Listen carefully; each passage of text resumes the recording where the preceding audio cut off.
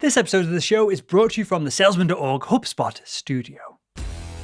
Welcome to the Social Selling Show. Myself, Will Barron, founder over at Salesman.org, and the king, the freaking king of social selling, Daniel Disney. Daniel, how's it going, mate? It is going very well. We're excited to be back. And today I know we've got quite an interesting topic that I'm very excited to dig into. Well, we're going to dive into how to appropriately start a conversation on LinkedIn, on social media, without it being weird. It can't be as simple as just doing what I do every week for yourself, Daniel, and be like, hey, how's it going? So, Daniel, how do we, I get there's probably multiple criteria here, but I'll start super open-ended. How do we start a conversation with a potential prospect on LinkedIn without it being weird, salesy, and just non-appropriate and unbusinesslike altogether? Well, there are two key components in my experience. Number one, separate to the whole social selling piece, is confidence. You need to be confident. You need to be confident and comfortable in what you're doing. The moment you have or show any nervousness or uncomfortability, that's where you start to show the sales colors as such. Then the other bit is you need to have knowledge. You need to have knowledge on them, and you need to have knowledge on obviously what it is you want to talk to them about. So we'll talk a little bit today around doing research, having a bit of homework, and the balancing act of what to look for and how not to spend hours and hours and hours researching every facet of their life to only use one little bit of information. So yeah, knowledge and confidence are the key components of starting effective conversations on LinkedIn. Totally going to sidetrack here, but is confidence the secret hack, if there is one, to sales in general? And what I mean by that, Daniel, is I know that our training project we sell at Salesman.org, I can talk about it confidently. I'm really happy with the quality of it. And I've never really worked for any bad companies. I've only ever worked for kind of, by fluke, if nothing else, outstanding companies in the space, right? So I've always felt this confidence. But I know that I don't need to lie. I don't need to manipulate people. If someone's a good fit and they don't sign up, it's almost their loss. Of course, perhaps I'm losing out some revenue and an opportunity there.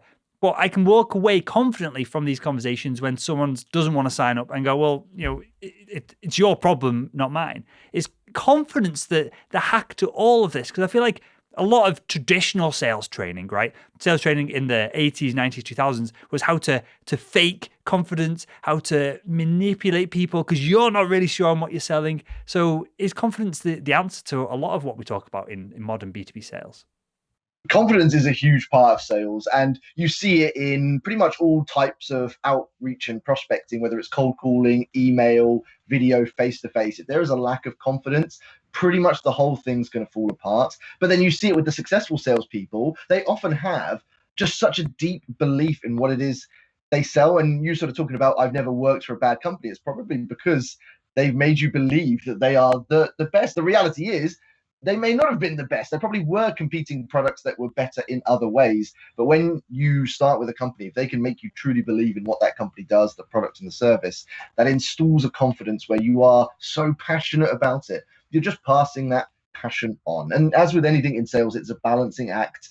You can't be overexcited where you just want to talk features and benefits and it's all focused on the product. But you need to be confident in yourself and confident in your ability to help people. So I guess there is a right and wrong type of confidence. For sure. Well, if we have a scale with confident individual, successful individual on one end, the other end is probably going to be arrogant, manipulative idiot. And most people, to be fair, somewhere in between. And obviously we want to push towards that confident side the best we can. And again, we'll sidetrack. We'll come back to social selling in a second.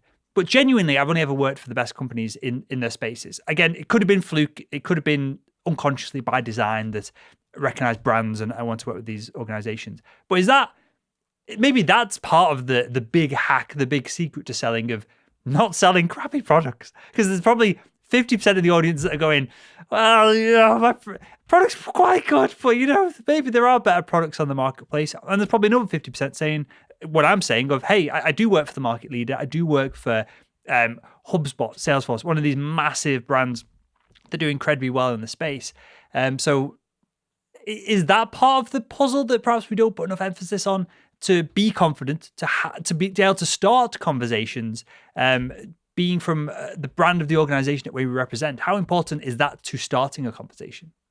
I think there's two levels to that, because I do think you're right, Will. Working for a leading company is a huge advantage and a good point for a lot of salespeople. A lot of salespeople take a job that's given or offered to them. They don't choose the job as much as they probably could or should.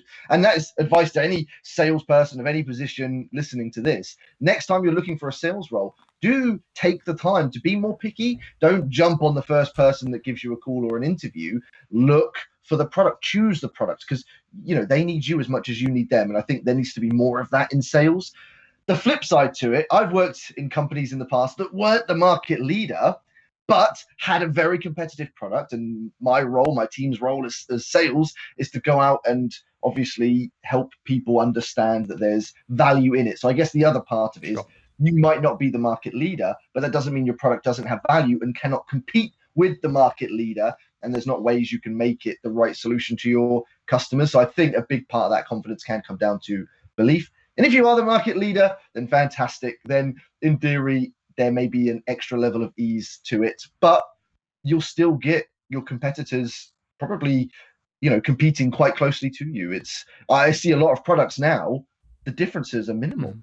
Yeah, you set that up perfectly. And this is why I kind of dug in a little bit there, because my background working in medical devices, I worked for Olympus, I've worked for Karl Storz, super well-known brands in the space. Karl Storz basically invented endoscopic surgery, which was the product I was selling.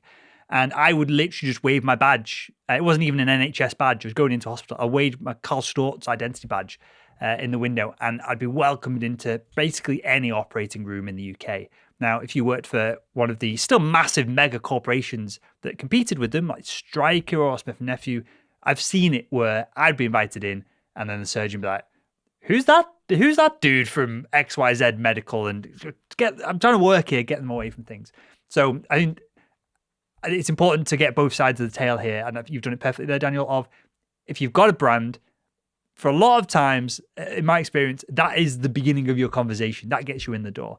So bringing that back to social selling, Will, sorry to interrupt you there, but there's a really interesting point that, again, we haven't discussed before. When you work for a big brand, obviously that is visible on LinkedIn. It can be in your job title. It will be on your profile. And you're absolutely right. That can be let's use, Gong as an example. There's a high chance when people get messages from people at Gong, they recognize the company, just like you waving that badge, and that can be a route in. So if you do work for a recognized company, then absolutely use that. Make sure it's visible in your profile. Have it in your title and headline. Make sure it's really prominent in your summary, because that is the equivalent of you waving the badge and potentially getting in front of the reader. Obviously, we're talking about starting a conversation. I guess that's step one. Use the brand and company you work for if it's something that's usable. Yep. HubSpot, all the team have the orange background in their profile pictures, dead obvious and clear that it's HubSpot. Gong have that duotone background in their background profile pictures. So this is the call out to sales leadership and sales management to get everyone on a branded kind of image if they can. That makes a big difference. But let's put that to one side, because that's great if you've got it right. Let's assume that you work for a decent company that you're pretty proud of and you're somewhat confident of the products. How do we connect with someone on LinkedIn? Or do we? I guess let's start from the very beginning to get the conversation started. Do we connect with them? Do we send them an email first? We won't spend too long on that element of the prospecting. We'll get into the conversation afterwards. But if we want to start a conversation with someone on LinkedIn, do we connect with them first? Do we cold email them? What's the best way to be in a position to have a conversation? So there's two realities to this in my experience, Will. One is there's often very little difference in how you start. Your first touch point, whether it's a LinkedIn connection, whether it's a cold call, whether it's a cold email, there is often very little difference. The only thing some companies do, those that have additional resources to put into it, is obviously really target it to the buyer. So if you're doing some research, you see your prospect is very active on LinkedIn, then LinkedIn's probably going to be your best first call. If they're not very active, then email or phone might be a better call. It takes a little bit more effort, but it can help drive some better results. So often very little differences though in how you start that start that approach. What I'd recommend doing is, again, mirror what your buyers or prospects are showing through their either digital presence or other activities. So yeah, I wouldn't say there's too much difference between them. So our buyer is active on LinkedIn. They're a CFO, perhaps they've got like 1,000 followers and they're posting content somewhat regularly. They're not trying to build like a massive brand, but they are trying to be visible on there for thought leadership or whatever reason that they're on there for. How do we connect with them? I know this is going back to basics for a second here, but do we send them a message? Do we just connect? Does it depend on how strong our brand is and how our personal brand and the brand that we represent? How do we go about connecting with them so that we can, or I think this probably isn't the answer, or do we send them a LinkedIn message, an in-mail, whatever it's called? The easiest way, Will, and I teach this through LinkedIn training and Sales Navigator training, the easiest, most successful way to do it is a 3-step approach. Number 1, engage in their content. Now, a little trick to being able to do that effectively is follow their profile first. So you can follow them. There's no connection. You can't message them directly. You can send them an in-mail if you have Sales Navigator. But by following them, they'll be in your feed. So over the period of 3 to 5 days, you can see what they're posting as they post it live, and engage on a few of their posts. Don't become a stalker and like and comment on every single post, because they'll see right through that. But if they post twice, comment on 1. If they post 3 times, comment on 2. Do a few of their posts, then send them a connection request and reference one of the posts. Now, this is assuming they're posting, so we'll use that as the example. Reference the post in the message. So, hi, Will, loved your post that you shared yesterday, but really do talk about it. Don't just say, I liked your post. What did you like about the post? What bit in particular did you really like? Show that you've made an effort, you've actually consumed it. High connection rates, and you're also starting a conversation without tactfully starting a conversation, because you often get a response, and there you go, the door is open. You can start to navigate that into a more sales conversation. Perfect, dead seamless. This is how dumb I am with this stuff. I wouldn't have even thought to follow them. I would have just put it in my diary to go back to their profile page every day and checked, like Facebook was 15 years ago when there was no feed on there. So that's perfect. So let's assume they've accepted the request, but they haven't responded to the message, which is, if you've ever messaged me on LinkedIn, is probably the case. I'll accept people. I've read your message. I've just not got time to go through all the LinkedIn messages, and it's more of like fans of the content that reach out to me as opposed to like business opportunities. So I apologize if you've messaged me on LinkedIn, you've not had a reply. I've read it. Let's assume that we assume they've read it because they've accepted us, but they've not engaged in our comments on the post. What do we do to start an actual formal conversation, I guess, where we say hi and they say hi, and the conversation starts going back and forth?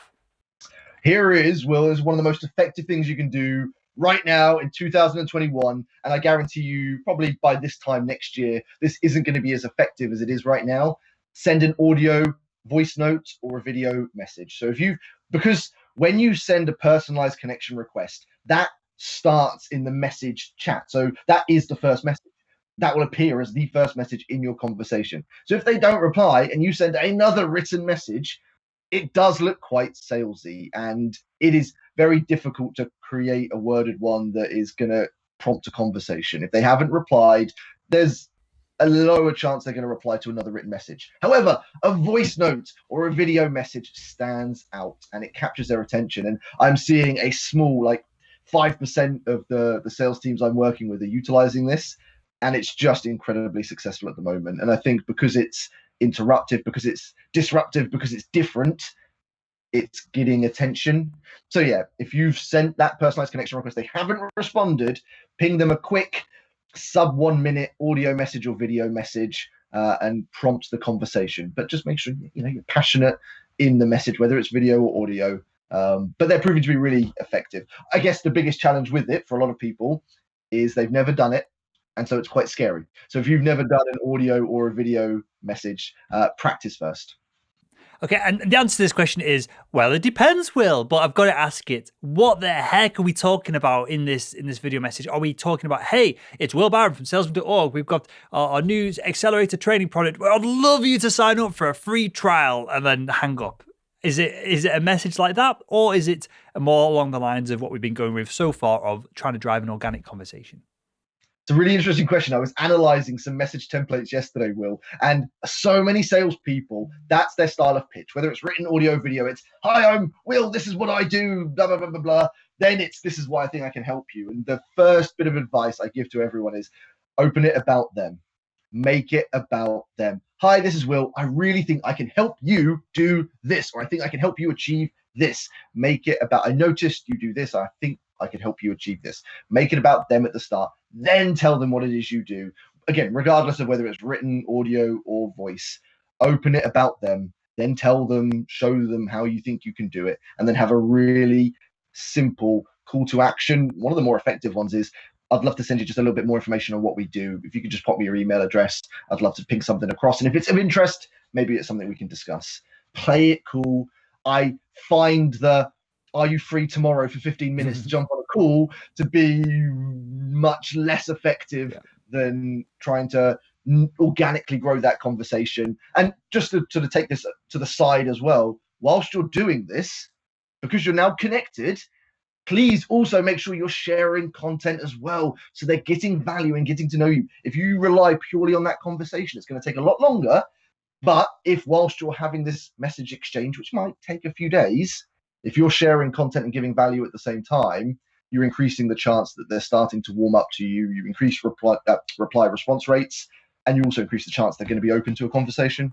For sure. So I would go one step further in what we have tested over at Salesman.org, and we'll talk about this on future episodes. We've got this should all be on the blog by the time this show goes out. So it sounds like it's a surprise now, but it really isn't a surprise because it'll be published by then.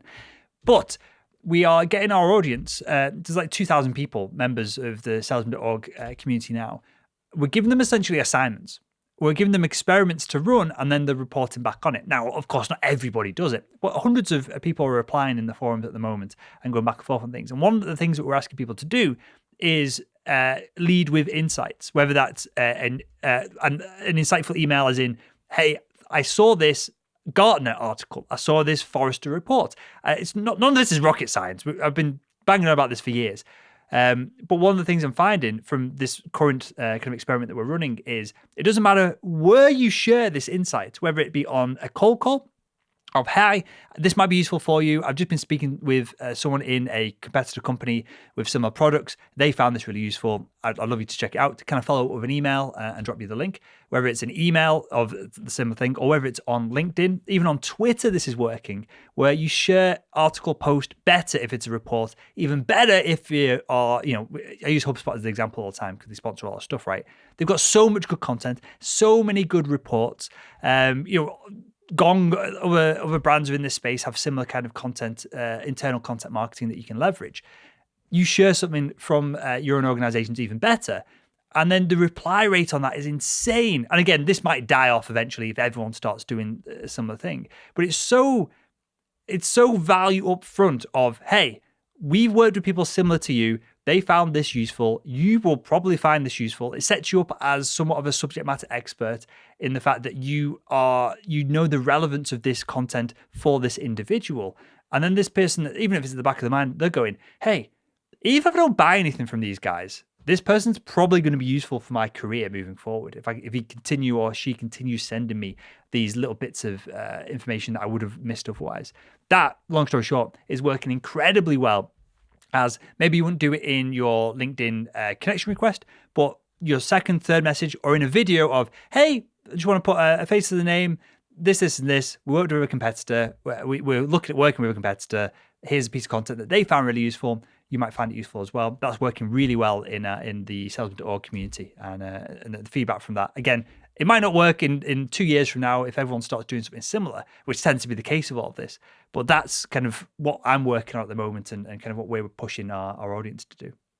I absolutely love that, Will. That give to get mentality in sales is so effective, because I think probably for the longest time now in sales, it's been just a taking mentality for salespeople. They're calling, they're emailing, they're sending messages. And as I said, most of the templates I see, it's all about them. Here's what I do. Here's everything about me. Here's a link to my calendar so you can book a meeting, or have you got 15 minutes? It's all about you. And selfless salespeople are succeeding more effectively right now where they give first. So yeah, however you do that, give to get. And that's probably one of the biggest tips we can give when it comes to starting a conversation on LinkedIn is give first. And personalizing it is a method of giving. It's showing you've done homework. It's showing you've made an effort. having a read through their profile, having a read through their activity, finding something, whether it's about them or something that is going to be valuable to them, is one of the best ways to start a conversation. And I think what is very important that we also cover today, Will, is how much time you spend researching it. Because I trained a company last week and they were trying to tell me it takes them between 45 minutes and an hour per prospect to research before they contact them. And I was genuinely quite shocked at that amount of time, unless you're selling extremely high ticket items. That would be the only time that I could probably justify that amount of time spent on research. You shouldn't need to spend that time. Sure. And that would be me in medical devices. I'd be ringing up if I was going in to meet a surgeon, I'd be ringing the theatre manager to get the gossip on what's going on. I'd be speaking with biomedical engineering to see what services they offer to the surgeons. It was always the biggest deal to get this Ethernet cable from the camera system and plug it into the hospital network. If we could make that connection, the whole deal went so much more seamlessly, because the biomedical engineering didn't want anything on the network. They didn't want any surgeon passing information around. So I would genuinely spend an hour or two, maybe even an afternoon, going around fishing, because those deals, I'd only have to close 4 or 5 of them a year, and that's my target smashed. But for most people, that's not the case, is it? Especially if we're doing that initial outreach. So how long should we, the answer again is, it depends, Will, but how much should we, from an initial outreach of a company that we're trying to do discovery with, we're trying to see if we are a good fit for them, how long should we be researching each of these people that we're engaging with? It will differ. Best example I can give is it's like an onion. You're peeling certain layers. For some of your prospects, you'll get that information from their profile. They'll have lots of info in it, and you'll be able to use enough from that to start a conversation. Others, you need to take a layer off and look at their activity. So look at what they're posting or engaging with. If they might not be sharing content, or look at what they're commenting on or what they're liking and sharing themselves, because there'll be insights in that. Now, if there's no information in that, the next layer is their website, or their LinkedIn company page, and the LinkedIn company page's activity, something more corporate. Have a read through that. The next layer, which is a lot deeper, but actually can be really effective, is other people working in the business. So if I'm trying to sell to the VP of marketing, well, I want to look at other people in the marketing team. I might look at the sales team or the customer service team, because there will definitely be people within there that are sharing insights, sharing content, and it might be something you can take from there to then mention in your conversation. Peel back the layers. Some people, it will not take you long at all. It might take you a minute to see something and think, yep, that's what I need. Others, it might take 5 minutes, 10 minutes. Some might take a little bit more effort. You've always got to make sure you're weighing up how much value you think that prospect is going to offer you. You don't want to be spending half an hour, 2 hours on a prospect that isn't a high value prospect. So do make sure you keep that long-term viewpoint of, okay, how valuable is this prospect likely to be? How likely do I think I can convert them? And then that should reflect the time you put in. Sure. And some of this will happen organically, right? If you follow someone for 5 days as a round number, a work week, and you're following their posts, following their content, then you've probably done inadvertently, you've probably done all the research that you need to know, because they're going to be posting what's top of mind for them. They're going to be posting, if they are posting, we'll come on to that in a second if they're not, but they're probably posting somewhat topical things that you can relate to within that week. It's time boxed, as obviously content kind of drops off the face of the earth after a little bit when it's been posted on LinkedIn. People are aware of this. So it's somewhat timely. It's going to be appropriate to them in that moment. And they're almost putting the hand up and saying, hey, there's an opportunity to collaborate here. Like most people, you're more likely to get a response from me by commenting on one of my posts, because I understand the algorithm and I want to increase the reach of the posts. So I want to engage in that conversation after the fact in the comments itself, than if you just message me in general. So anyone who's relatively clued up might be thinking, or inadvertently thinking, the same thing. But what happens, Daniel, if you've answered this question somewhat with the onion analogy, but what happens if they're not posting on LinkedIn? But let's say they've got 2,000 followers. So at some point they have been active on there. It's not just a blank profile, and maybe we should be doing maybe at that point we should be using a different prospecting method. Let's say assume that they've been active on there in the past, but they're not posting right now. Should we wait until they start posting, or should we still try and engage them on previous posts, or should we just send them a direct message? How do we go about that? It's an interesting question. So I sometimes do live prospect research with the companies that I train, and I did one this week. And this person that we were looking at, one of their prospects, they were really active 3 years ago in their previous role, and then ever since joining the current company which they were trying to prospect, they'd gone totally quiet, not created a single bit of content, but they were really active, which I found absolutely fascinating. But what we did was we looked at the all activity section, and actually they were still very frequently on a weekly basis liking and commenting on other posts. So my advice to the salesperson was go and engage in those posts as well, so your name starts to get on their radar. And if you can, if there is an authentic, organic way to do it, you can reply to one of their comments on a post, even better, because comments are becoming the new posts. You see some comments get more likes than the post itself. Mm-hmm. And if they've commented something that gives you a segue to add or contribute, then again, it's the equivalent of commenting on their post. So they might not be posting, but if they're commenting and you can reply to that, it's the same impact. It's still going to make you feel good. It's still exposure and all those wonderful things. So that's another way to look at, as we said with the onion analogy. The other thing to do is look at other people in the business. So let's say VP of marketing isn't active. Maybe they're commenting and you can do that. Maybe you go to marketing executive. Now, if you start to engage and comment on their content, there is quite a high chance Mr. V or Mrs. VP of marketing is going to see that. And that's still your name coming up on their radar. So there are all these little opportunities. Again, it's just about peeling back the layers and finding the route in. So I've not asked you to prepare this, so I'll be pleasantly surprised if you know at the top of your head. But is there any data or science on this? Because what we're alluding to here is this idea of your name, your face being seen lots of times pre, post, and kind of the midst of conversation. We're assuming that it adds to a layer of familiarity. We're assuming that it adds to a level of rapport that you wouldn't otherwise had if you just cold called someone out of the blue, perhaps. And I would go as far to say as we're assuming that if you can add smart, insightful comments, it's increasing your perceived product knowledge, industry knowledge. You're going to be seen as less of a slimy salesperson and more of a product expert or something like that. There's obviously a line where product experts are typically salespeople as well, but you're leaning more towards that as a resource as opposed to someone who's just going to suck and take from the buyer and put them off the entire kind of engagement process. But is there any data or science on any of this? Because we're making a few assumptions here that I assume to be true. They probably are true, but it'd be interesting if they've ever been researched.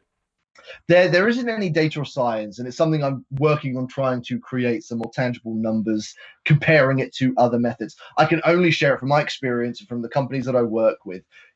Having seen this in real time, having worked pre-social selling and sort of post-social selling, I know what it's like to sell to people who have no idea who I am, and even to people who have no idea who my company is. And then I know what it's like. And very recently, I sent a connection request to a managing director of a company, never spoken to them, have no relationship with them. And the first message they sent me was, "Daniel, your reputation precedes you. Looking forward to chat." Now, I then sent a video message and we had a strong conversation. You'd never get that had that person not known. If they had no idea who I was, there's a lot of steps I have to take before I'm going to get to that conversation. But those steps are sort of fast-tracked as such. So I know it from experience, but I'm hoping to collate some data soon that we can share that I think is going to highlight what you and I kind of both know and experience anyway. Sure, and I'll make a note and I'll have a look at this and I'll put anything I find in the show notes, because this doesn't have to be anything to do with social selling. It could just be familiarity with celebrity on social media, or I bet you there's some kind of study where they look at whether teenage kids feel like they have a relationship with someone that they follow on TikTok or something like that. So what we're describing here is probably a smaller, a less broad kind of application of that. But I bet you there's research on that, because it seems obvious, right? I listened to loads of Joe Rogan on his podcast. I'm pretty confident. So here we go. In my head, I'm pretty confident that I could sit down with Joe Rogan, have a great conversation. He said some stupid stuff that I think I could clear up. He's made some assumptions, and every time he does so in the podcast, I'm like, "Oh, Joe, when I meet you, mate, I'll set you clear on that." But then the reality is, he doesn't know that I exist. clearly doesn't consume any of our content, right? It'd be it's unreasonable to even just imagine that he would. So the conversation itself would be completely one-sided and weird. So I'm experiencing a broader effect of what we're trying to do subtly, of just get your name in there. And your mates with Sam Dunning as well. He did this to me. I was like, who the hell is this dude? Next thing, a month later, I'm on his podcast. I don't do any other I don't do podcasts ever. I never guest on anyone's podcast. And just conversations, commenting on essentially every one of our posts, every one of my posts moving forward, video messages, the occasional voicemail message. I helped him out. I think I would say I helped him out with something business-wise, and he sent me a bottle of whiskey. Next thing, I'm on his podcast. That's what we're talking about here, right? Isn't it? I don't feel like I was sold. But he might have gone into the relationship at first going, Will has this access to these people. I want access to these people. And I'll make it happen appropriately. So he's done a fantastic job. And I'll tag him in this post when it goes out. But he's done a fantastic job doing this, not to me, but with me, kind of live as I'm learning more about social selling as well. Look at the positive impact, Will. This is probably the third or fourth time you've mentioned Sam. Yeah, I know. Throughout this series. To show but it's a positive impact. This isn't selling in the way people perceive selling. This is just being an authentic person who cares about what they do, genuinely wants to help, and there is as much give as there is take. It's a mutually beneficial relationship that leaves you with a positive impression of that person. That is, as you're saying right now, sales done right. Whatever platform you use, that is sales done right. But I think you're right. There is this level of celebrity is a weird word when we talk about LinkedIn, but there is this association when you get to know someone and see them frequently enough. When you meet them, you do feel like you've got, I call it a digital relationship. You feel like you have a level of a relationship, and that is so powerful. Again, having come from a time in sales where none of that existed, and you are literally the coldest, worst person in the world when you have that first conversation, and you have to climb a mountain to build rapport. When you can walk in, it's kind of the Sandler methodology. When you can walk in and be on a level playing field with your prospects, which is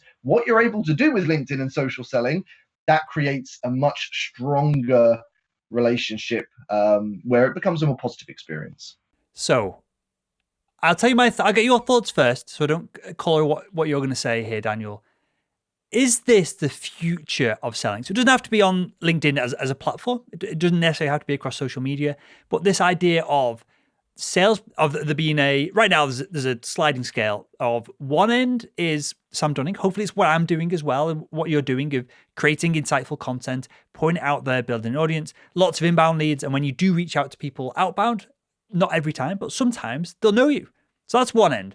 The other end is the used car salesperson, right? Well, they know that if you come into the showroom and you leave, you're probably never coming back. So they're going to do every weird manipulation tactic known to man to try and just get you to sign something. Doesn't matter what it is, just sign something so that they can continue selling to you over the days or weeks to buy some crappy used car. So there's the two ends. Let me ask you this. I'll phrase it like this. Is it true that 5 years from now, there's going to be not a grey area in the middle, there'll be one or the other?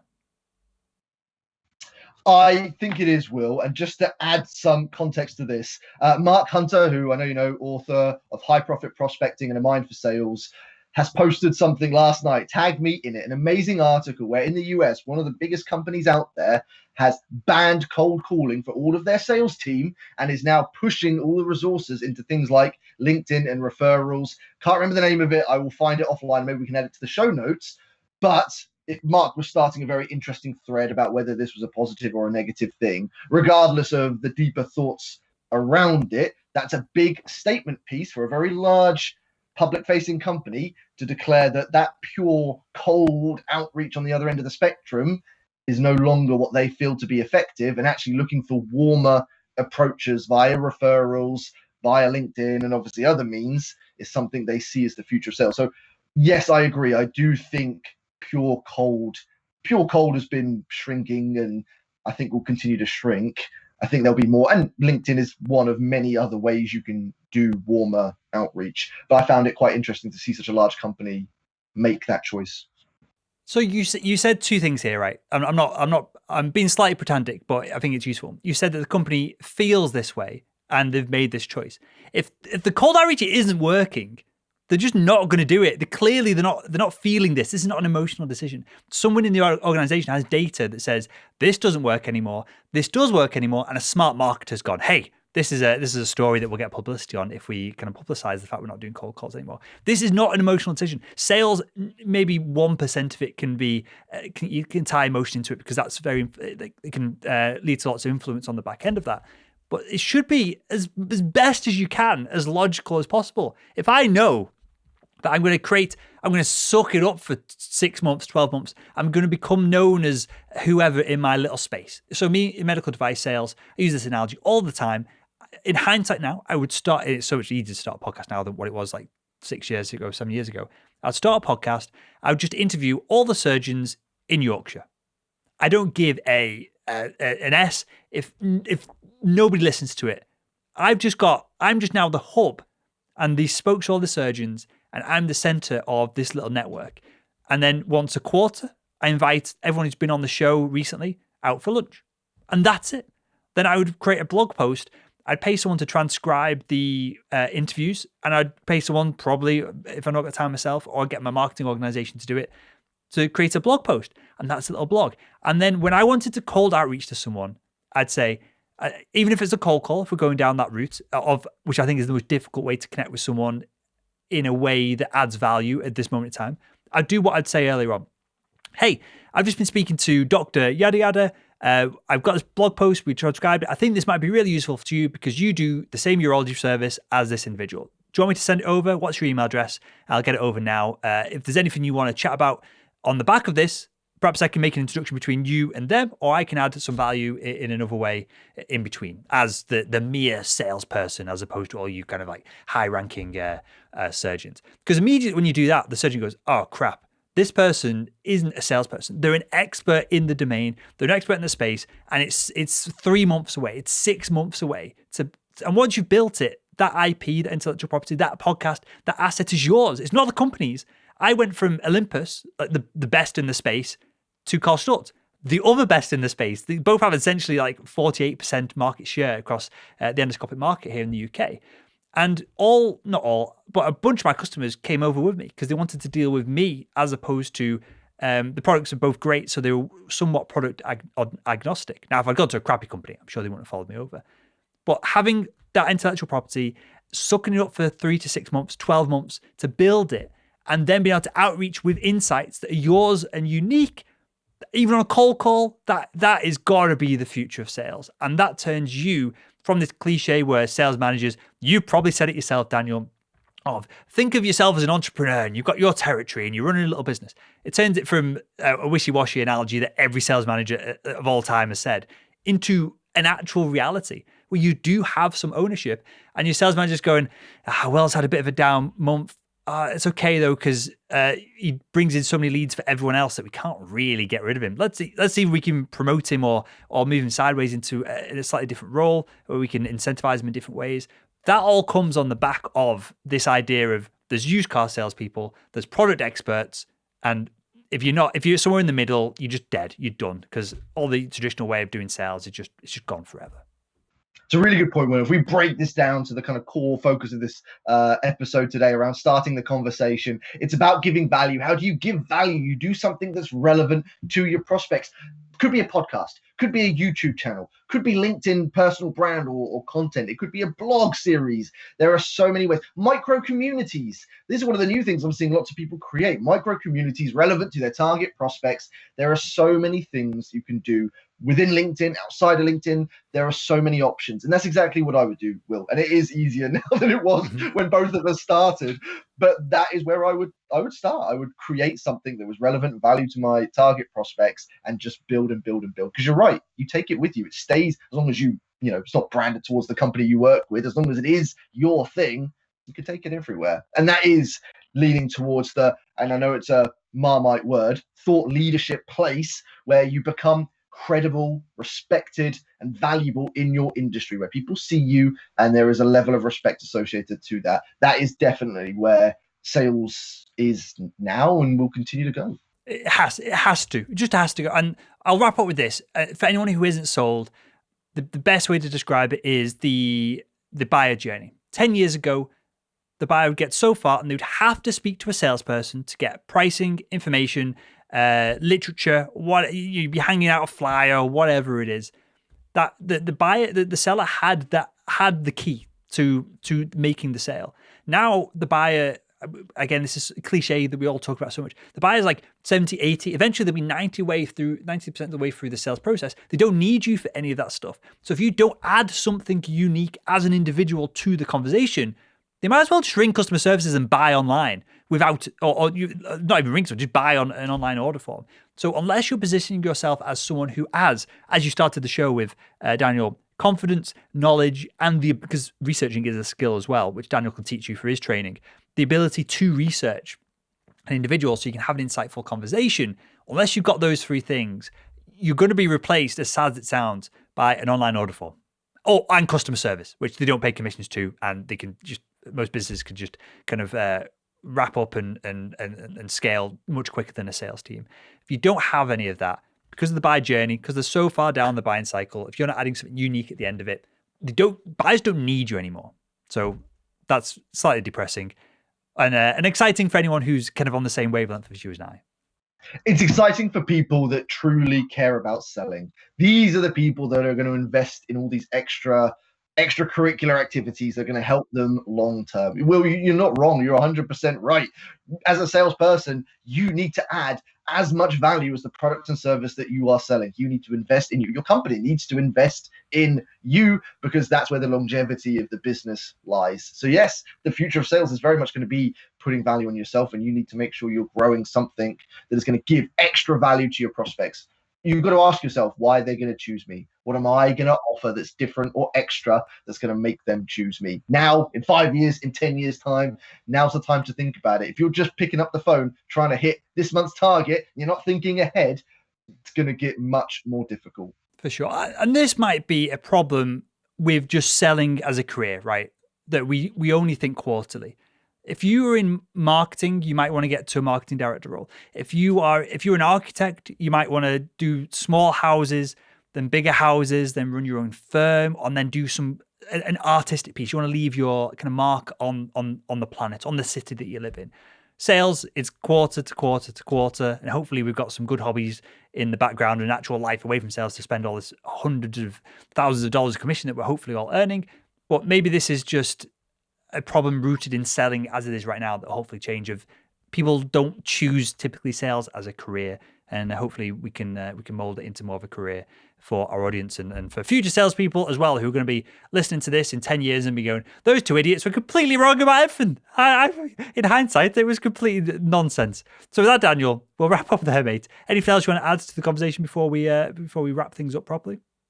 No, but just to summarize, if you want to start conversations effectively, make an effort, do some homework, and make it more about them. Make it a little bit less about you and your amazing products that I'm sure you're very passionate about, but make it about them. Talk about how you can help them first. That is one of the biggest keys to starting more conversations, because that can't be automated. A bot can't do that. It shows you care, and it's going to build a relationship that goes beyond just the sale. So yes, make an effort is my final thought. Give it a try. You'll see, hopefully it starts more conversations for you. And give it a try is my feedback on all this. I feel like I've done some rants on this episode. I feel like we've gone off the rails a little bit. You don't overcomplicate anything that we just said. We've gone through the history of sales, the future of sales, becoming a thought leader in the space, whatever that word will change into something else, I'm sure, over time. We might not even be called salespeople once we are product and industry experts, or thought leaders, whatever we want to call it.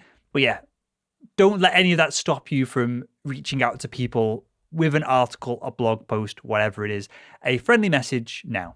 Get it done, and you can test and see what works from there. So that will wrap up this episode of the Social Selling Show. That was Daniel Disney, the king of social selling. My name is Will Barron, founder of salesman.org, and we'll speak with you next week on next week's episode of the Social Selling Show. See you next time.